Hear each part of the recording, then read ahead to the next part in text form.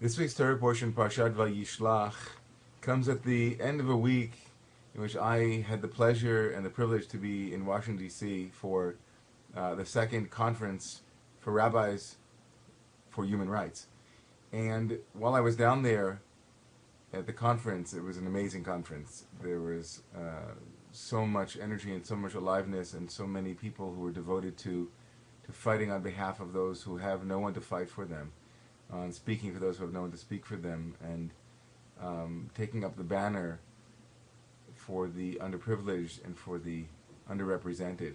And so it was great to be with other rabbis and other clergy and to hear perspectives that some of which were provocative and many of which were very inspiring and illuminating for me. And when I think about rabbis for human rights and in general the question of human rights, I'm reminded of a quote that I've read.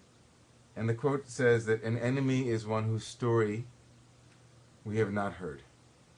An enemy is one whose story we have not heard. And this week's Parsha reflects a similar idea.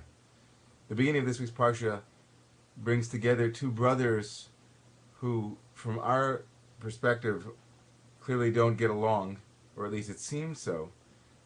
Jacob and Esau, Yaakov and Esau. And in this week's Parsha VaYishlach, we begin with this meeting between these two, between Yaakov and Esau. And the text tells us that Yaakov prepares himself. The rabbis say that he prepared himself in three different ways, one of which was war, another was appeasement. And so Yaakov is ready for the worst. Hasn't been with his brother for over 20 years. His brother was swindled by Jacob, and Yaakov fears retribution. He is afraid that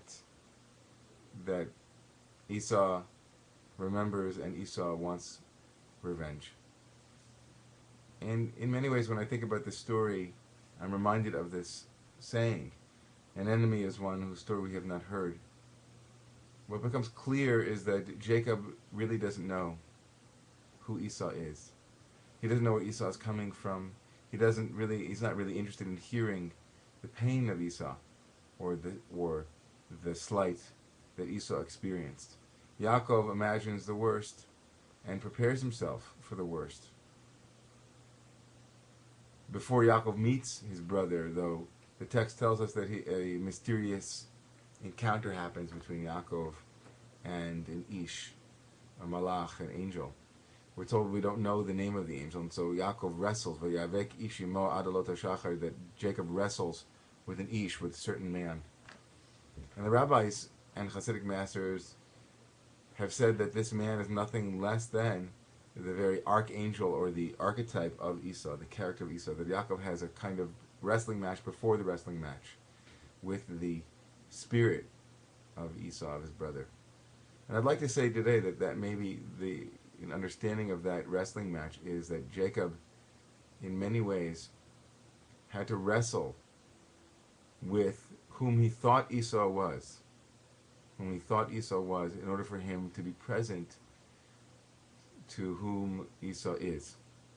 That in many ways, Jacob's fear of the unknown, Jacob's fear of the other, manifests in this wrestling match, this internal wrestling match with